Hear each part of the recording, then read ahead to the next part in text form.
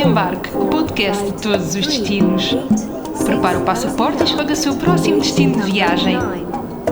Para ouvir quinzenalmente em nitfm.pt. Olá, sejam muito bem-vindos ao Cartão de Embarque que sai em pleno janeiro de bastante frio. Não se esqueçam de se agasalhar e de ajustar o volume, porque esta viagem promete muitas surpresas. Hoje partimos para a Costa do Marfim. É isso mesmo, rumamos à África para conhecer este país de língua francesa que faz fronteira com a Libéria, Guiné, Mali, Burkina Faso e o Ghana, este último também já passou pelo podcast de todos os destinos. Hoje vamos ficar a perceber que a Costa do Marfim tem muito mais para oferecer do que possam imaginar. E para isso contamos com 3 convidados. O Yahoo Kevin é especialista em viagens, vive em Abidjan e trabalha no Parque Nacional de Tahi. O Kwame Kouako trabalha para um jornal de Burkina Faso, é criador de conteúdos e guia turístico. Mas para já ficamos a conhecer uma convidada que se fez ao pedal e partiu à aventura. Ela e o Fernando foram de bicicleta de Portugal até à Costa do Marfim, imaginem! Uma viagem em que percorreram cerca de 40 km por dia e que levou 2 anos e meio. A família acabou por crescer e viveram 1 ano e meio na Costa do Marfim, de onde nos trazem muitas histórias para contar. Connosco, a Rita Miranda.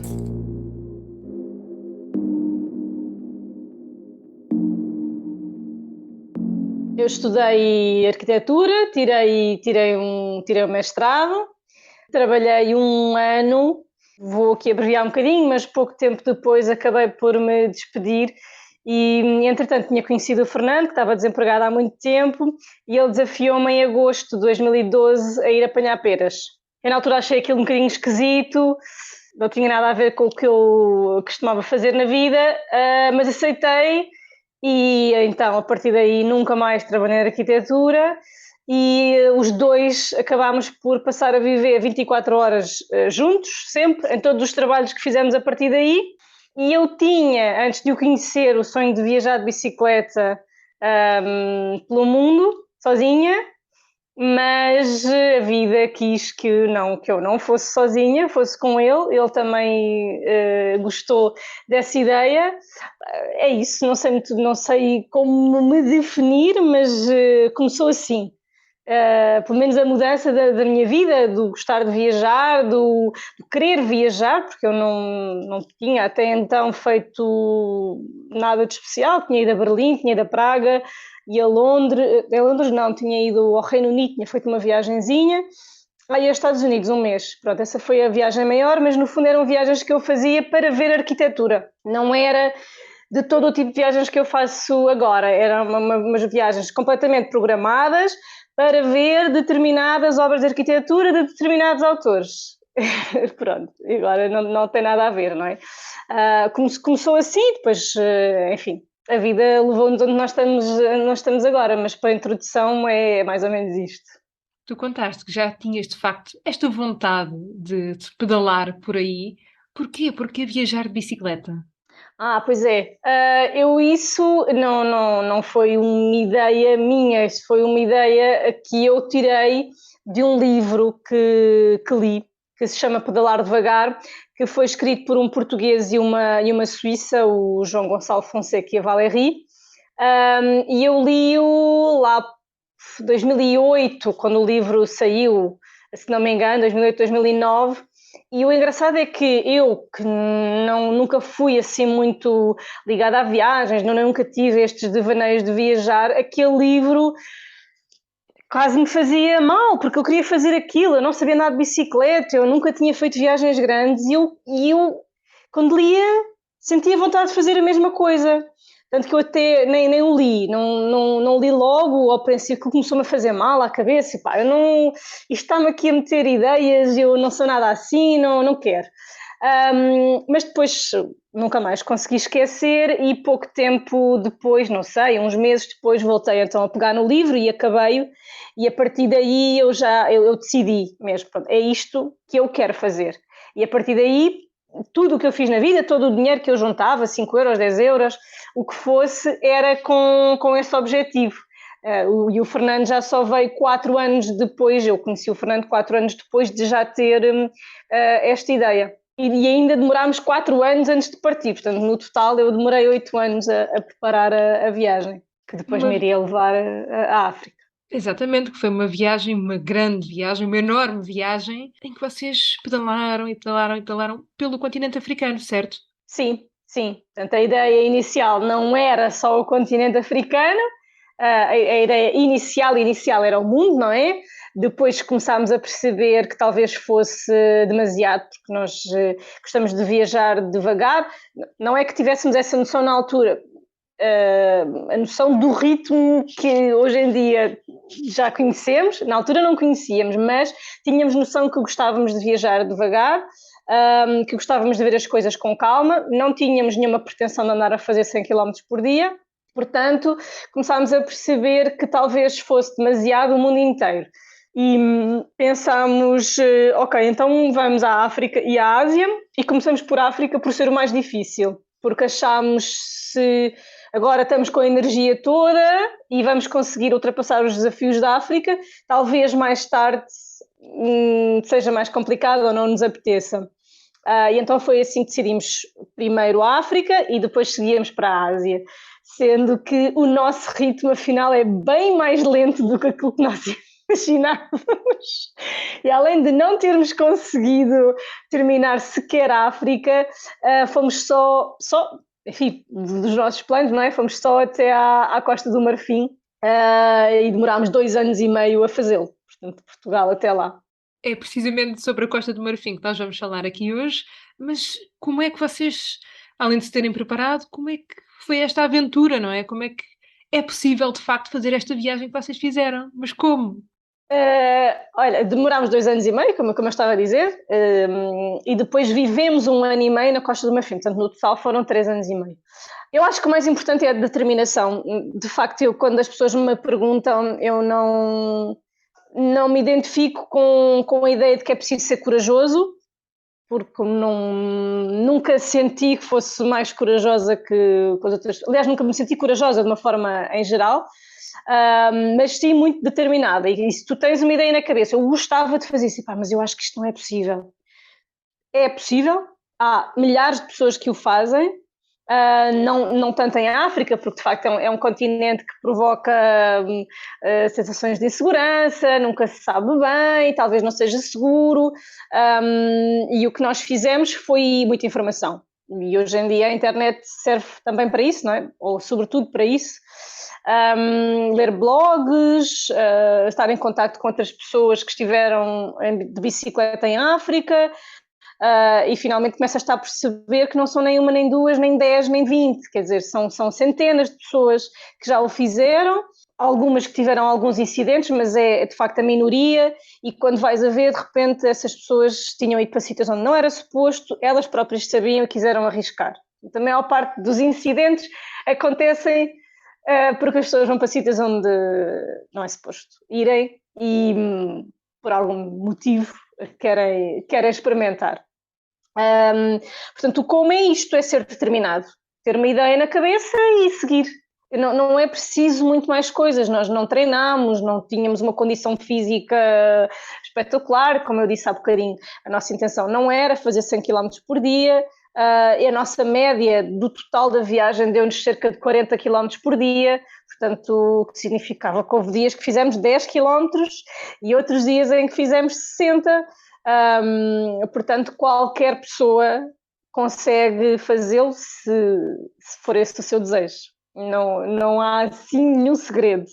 E já havia algures nos vossos planos, naquilo que tinham pensado, alguma ideia mais específica sobre a Costa do Marfim? Ou seja, vocês já tinham um plano de lá ficar mais prolongadamente? Faziam alguma ideia que acabariam por ficar 1 ano e meio naquele país? Não, de todo. Quando eu engravidei, e engravidei muito mais cedo do que tínhamos planeado, porque a nossa ideia era, sei lá, África do Sul, ou talvez depois da África, estava assim, não estava muito bem definido, eu acabei por engravidar no Senegal, que é já ali. E nessa altura, de todas as pessoas com quem falávamos do Senegal, da Guiné-Bissau, do Mali, as pessoas recomendavam-nos a Costa do Marfim como país mais desenvolvido em termos de saúde, em termos de hospitais, em termos, enfim, nessa parte. E isso era importante para nós, porque eu na altura pensava em ter o filho em África, portanto não regressar a Portugal, e portanto a Costa do Marfim pareceu-nos, segundo o que as pessoas nos iam dizendo, o melhor sítio para ter o filho. E portanto nós fomos planeando a viagem para aos 7 meses e meio eu estar na Costa do Marfim, aí já não pedalar mais, ou pedalar pouco, pelo menos não carregada, se fosse, mas fixar-nos aí e ter o filho aí. Pronto, infelizmente depois não foi, feliz ou infelizmente, não sei, não foi possível por questões burocráticas. Agora já existe a Embaixada de Portugal desde o ano passado, mas quando eu tive os meus 2 filhos não existia embaixada portuguesa na Costa do Marfim, ou seja, burocraticamente é muito complicado e então, e caríssimo, é complicado e caríssimo, então optámos por vir a Portugal ter os miúdos, mas a ideia era tê-los lá, tanto que deixámos tudo, bicicletas, as malas, tudo deixámos na Costa do Marfim. E a ideia era ter o filho em Portugal e, sei lá, 2, 3 meses depois regressarmos. E não foi. Não foi o que aconteceu, porque depois quando temos um bebê nos braços é diferente. O bebê é muito pequenino, não tem defesas, nós sabemos que existe muita malária, sobretudo na zona onde nós ficámos na Costa do Marfim, que foi em Grã-Bassam, ao lado da capital, tem uma taxa gigantesca de malária. Levar para lá um bebê, enfim, ainda com poucas defesas, não foi uma cena que nos apeteceu fazer, portanto só regressámos quando ele tinha já 10 meses, mesmo assim era muito pequenino, mas foi o que fizemos, e depois acabámos por ser apanhados pelo Covid. Mal chegámos lá, 15 dias depois já estava tudo a fechar, e então nós optámos por ficar lá, em vez de regressar a Portugal, ficar lá, e daí o ano em que nós vivemos lá, e acabámos por vivê-lo sempre na Costa do Marfim, porque por causa do Covid e da pandemia, as fronteiras terrestres fecharam todas, creio até que continuam ainda fechadas, ainda hoje, nessa região, e portanto só pudemos viajar cerca de 3 meses dentro da Costa do Marfim. Portanto, a Costa do Marfim, de todos os países por onde passámos, se calhar é o que conhecemos melhor, porque não só vivemos lá, como depois tivemos a oportunidade de fazer uma viagem de cerca de 3 meses, mais a viagem de chegada, não é? A primeira que fizemos de chegada ao país, portanto conhecemos um bocadinho o país de les a les. E como é que tu descreverias, para quem não faz ideia de como é a Costa do Marfim, e tendo em conta esta viagem e depois o viver na Costa do Marfim, como é que é este país? O que é que encontraste por lá? Olha, de todos os países por onde nós estivemos, da África subsaariana, foi o país onde nós encontramos mais diferenças no tratamento, ou seja, nas pessoas, no contacto com as pessoas, porque no fundo as nossas viagens agora é muito isso, não é? As pessoas, não andamos à procura de outras coisas. E foi um país onde nós à chegada, portanto nós entramos da parte oeste, da região de Man, e mais de uma vez ao dia éramos insultados por sermos brancos, por sermos franceses, porque eles acham sempre que somos franceses, e havia ali, sentimos uma tensão, sentimos que não éramos bem-vindos. Depois, pouco tempo depois, bastou mudar um bocadinho de região e de repente já éramos tão bem-vindos como em qualquer outro país, e então pudemos já discutir com as pessoas e porquê ali naquela região, e então lá nos explicavam que foram zonas que tiveram mais tempo em guerra, e portanto existe um ressentimento grande em relação aos franceses. Outras zonas mais junto à costa, depois onde chegámos, já éramos recebidos daquela forma como se fôssemos reis, não é? E onde nos fazem sentir em casa e nos dão tudo e mais alguma coisa. Portanto, foi um país de muitos contrastes. Mas não é por acaso, nós estamos a falar de um país que tem 63 etnias, há pessoas que dizem 64 e há pessoas que dizem 65, vamos ficar pelas 63, são muitas na mesma, 63 etnias e muitas línguas, portanto existem muitas diferenças naturalmente, não foi um país que se juntou como país porque foram os franceses que assim delimitaram, não é? Mas a verdade é que é um país muito, muito fragmentado. Mas depois também se vive na zona onde nós estávamos, Grand-Bassam, os nossos vizinhos gostavam muito de nós, conhecíamos toda a gente, enfim, as pessoas de uma forma em geral eram muito simpáticas. Um país com 63 etnias, muitas línguas e várias regiões marcadas pela hospitalidade do seu povo. É também sobre isso que nos vão falar o Kevin e o Kouakou. E digo-vos que eu nem sou fã de praia, mas ao ouvir falar das praias de Monogaga, Assini e Bassam, acho que me ia mesmo render, tanto pela temperatura da água como pela beleza de toda esta costa. Mas atenção, porque também há parques naturais, savanas e florestas tropicais para conhecer. Hello, good morning. My name is Kevin. All my name is Kwakuyo Kevin. I come from Ivory Coast, precisely in the center part of Ivory Coast. Especially Akan, which is originated from the former Ghana Gold, which is also called Gold Coast. I was born in 1989, and I'm travel specialist. I work in the tourism area, and I also work in the national park of my region, which name is Tai, and I'm very, very happy to be here today to participate in this broadcast. Hello, Rita. Hello to the world. My name is Kwame Louis-Philippe Arnaud Kouakou. I live in Côte d'Ivoire, Ivory Coast in English. And initially I've been trained as interpreter, translator. However, I feel since a long time a certain passion for communication. So I act as a journalist too for a newspaper based abroad. I mean in Burkina Faso, in the north of my country. And since 1 year, I'm having another passion to all what I do is to be content creator. If you want, some used to call them YouTuber, something like that. Content creator. So as content creator, I work also as tourism guide for many companies and many persons coming from abroad to visit Côte d'Ivoire. And what can I tell you about my country, about my place?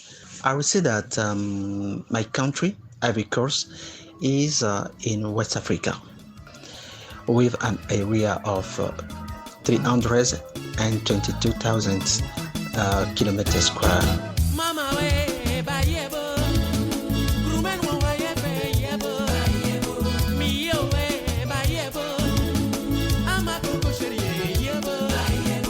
We have more than 29, about 30 million inhabitants from the very last census of population. So that's mainly what we can say about my country first. So now let's say we have the basics about your country, the basic information about Ivory Coast. How would you describe it? How would you describe your country? And I mean, in the sense of maybe the landscape, what can we find there? Okay, my country is, we can find 4 types of landscape: savanna, rainforest, and the middle forest and middle savanna. So there are in the south parts, like where I live in Abidjan, we can find many beach which border the sea, the Atlantic Sea, which is border my country. Okay, so there are many beach in the southern part of my country. To the south, all the south part is bordered by the sea. So in this part you can find very, very, very beautiful beach with many attractive area like the beach of Monogaga, the beach of Assini, the beach of Bassam, the beach of when you go more deeply with the border country like Liberia. In there you can find the many things that it is very, very good to see in terms of beach. But I would like to precise that in my country, there are two economic capitals and the political capital. The economic one is Abidjan and the political one is Yamoussoukro. Abidjan is located in the south parts of the country, and Yamoussoukro is located in the center part of the country. Talking about tourism, oh my God, my country is a wealth. Let's talk about seaside tourism. Let's talk about mountain. Let's talk about national parks. Let's talk about natural reserves. Let's talk about beaches. Let's talk about people, food. My country is a paradise on earth. You know, Rita, you can have all the wealth on earth.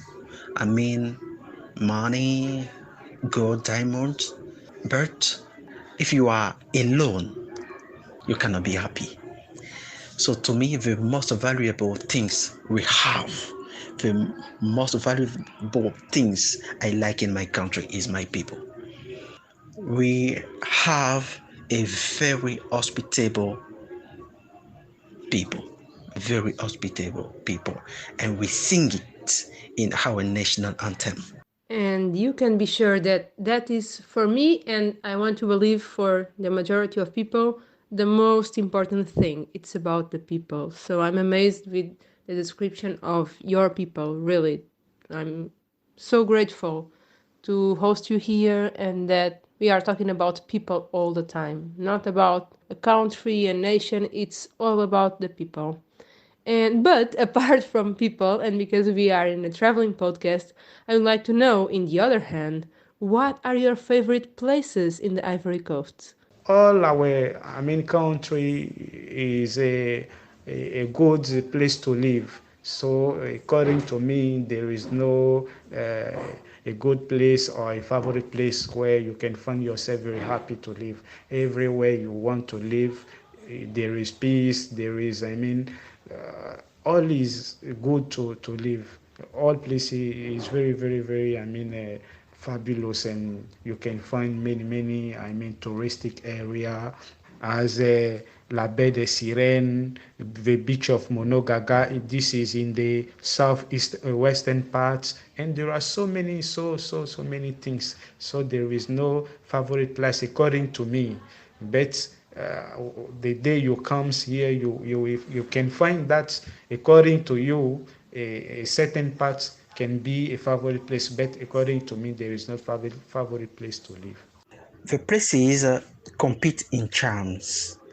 That's why very often we cannot make a choice about specific or favorite places to be visited. But let me tell you about the coastline of our country. Wow, a paradise. Some town like San Pedro, Sassandra, some village like Monogaga. I know what I'm talking about. You can say, oh, we can find a beach everywhere. No, that's not what you can imagine. It's like a gift from the heaven. The beauty is specific, particular. We cannot find it anywhere. Let's go in the west now. Rainforest area. We have mountain, very beautiful nature. Even in the center of my country, we have the biggest basilica of the world, Basilique Notre Dame de la Paix, Our Lady of Peace of Yamoussoukro. let me tell you about our national parks where ecotourism is in development. So we have many things like that to discover in my country. É interessante saber que o ecoturismo está em desenvolvimento no país e ficam ainda a saber que o Kouakou falou sobre o prato tradicional da Costa de Marfim. Claro, já estavam a estranhar. Chama-se atcheque e consiste em mandioca ralada que depois é cozida como cuscuz e acompanha peixe frito, parece que especialmente atum. Consta que é um verdadeiro sucesso junto de quem prova pela primeira vez. Não posso deixar de agradecer aos muitos amigos que me ajudaram a encontrar o Kevin e o Kouakou, especialmente ao Coassi e ao grupo Taste of Africa Vibes, que eu recomendo vivamente para quem quer saber mais sobre a riqueza e diversidade do continente africano. Encontrem-nos nas redes sociais. Mas como é que foi pedalar pela Costa do Marfim? Que paisagens é que a Rita e o Fernando percorreram?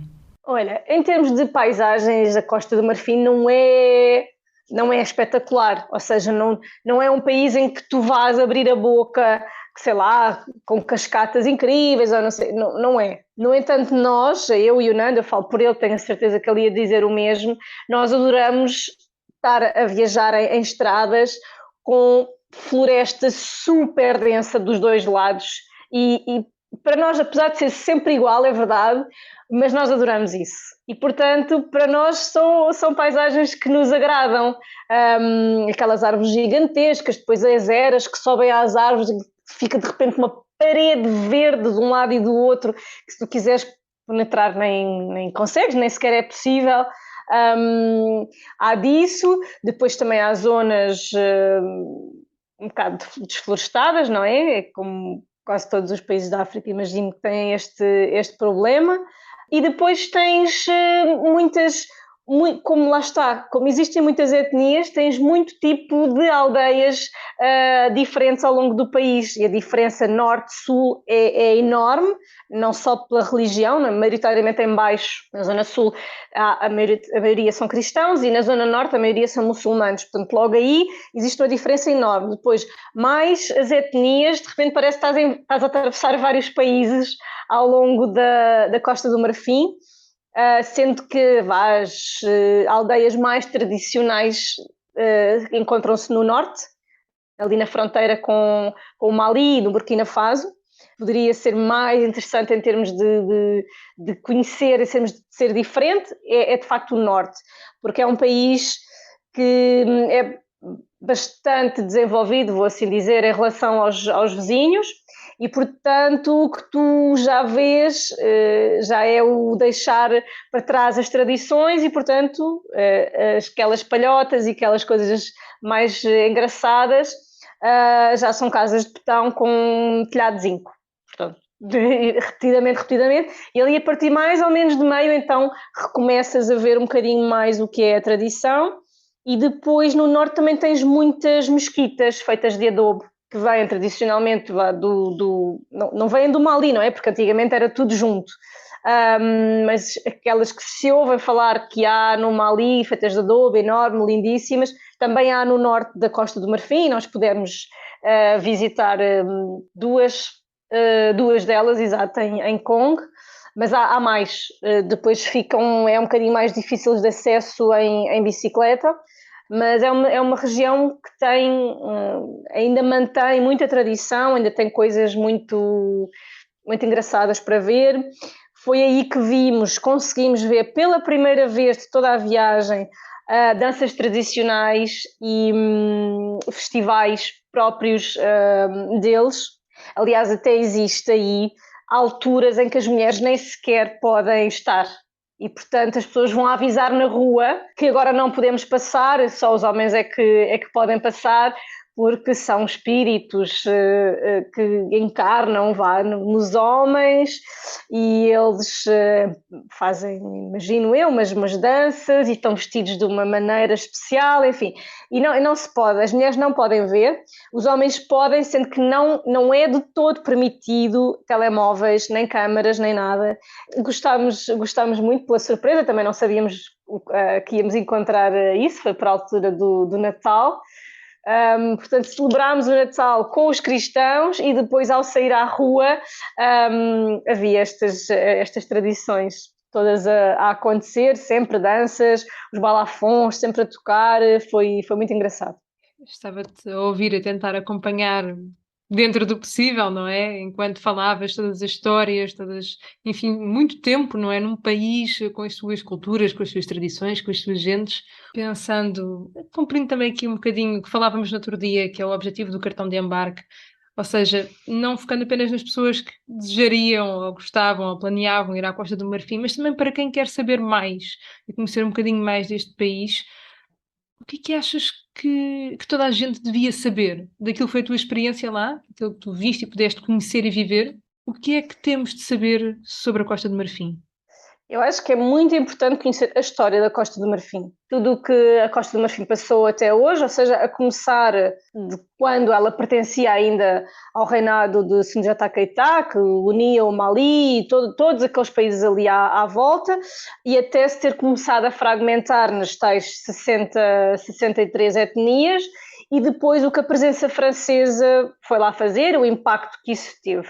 É mesmo muito, não é só na Costa do Marfim, mas em particular agora aqui na Costa do Marfim, eu acho importante quem queira mesmo visitar, não é só passar lá 3 dias talvez não seja necessário, mas quem queira conhecer melhor o país e visitá-lo de norte a sul, eu acho que é importante ler um bocadinho sobre isto, ter conhecimento sobre isto, para também não se surpreender tanto com algumas diferenças que existem, ou até a relação connosco também não estar a exigir que nos tratem como no outro lado, porque é dentro do mesmo país, porque na verdade é um país mesmo muito fragmentado, e é isso que também que traz alguma cultura ao país, mas é importante perceber que estas tensões existem e que faz parte. Depois, seja saber estas diferenças de religião norte-sul, esta diferença que existe grande do norte e do sul,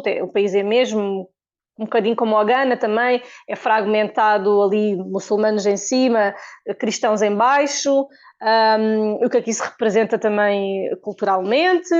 Depois no país, eu acho que o respeito, pronto, isso é sempre importante, não ir para lá como algumas pessoas vão, não é? Com sentido de superioridade, porque em particular na Costa do Marfim eles detestam isso e mostram, não engolem em seco e vão comentar para casa, não, dizem-te na cara, são mesmo muito diretos, portanto é importante saber estas coisas. E há algum sítio que deva mesmo ser visitado? Olha, existem, eu recomendo imenso Kong, que tem 2 mesquitas dessas antigas, é super bonito, e nem que mais não seja a viagem até lá, e depois, nem que mais não seja por isso, vale a pena. E existem depois outras mesquitas, e se perdeu o tempo a chegar até lá acima, as estradas algumas são boas, mas nem todas, mas já existem bastantes estradas alcatroadas na Costa do Marfim, portanto é fazível. E depois as tais aldeias tradicionais. Há zonas que têm danças tradicionais muito próprias no centro do país, que eu acho que também vale a pena ver. E depois, assim, o que é mais turístico é a Catedral de Yamoussoukro, que é a maior catedral do mundo, o que é curioso, que é ali naquele país. Nós não fomos visitá-la, mas quem foi visitar diz que é um estrondo, é uma coisa gigantesca, e é tudo vazio à volta. Aquilo no fundo foi construído, existe uma estrada que vai assim, direta a ela, mais nada, e depois está a catedral. Mas para quem gosta de visitar catedrais, acho que vale a pena a visita. E depois existem muitas praias muito boas na costa, sobretudo na zona oeste, mas também na zona este, porque são maravilhosas. A água é quentinha, é um bocadinho violento para quem não está habituado a mar, é preciso ter algum cuidado, mas são maravilhosas. Ainda tem um parque nacional, que é o Parque Nacional de Tai, que é ainda onde existem alguns animais de toda a África Ocidental. É dos poucos sítios onde ainda sobrou alguns animais, onde ainda resistiram alguns animais, mas não sei, também não fomos. Nós fugimos um bocadinho às zonas turísticas e também tínhamos muito pouco tempo, na verdade. Quando se está em bicicleta, fazer assim desvios grandes acaba por nem sempre dar jeito. Então, para quem lá for, é isto, assim como esteja a lembrar. Depois também há outros sítios, Man também é muito bonito, tem lá uma floresta sagrada, tem lá cascatas, tem lá uma subida a uma montanha com uma vista incrível à volta. E nós disso fizemos quase tudo, tirando as cascatas, que estas coisas são tão engraçadas em África. Não nos deixaram ver as cascatas porque estavam a refazer os acessos.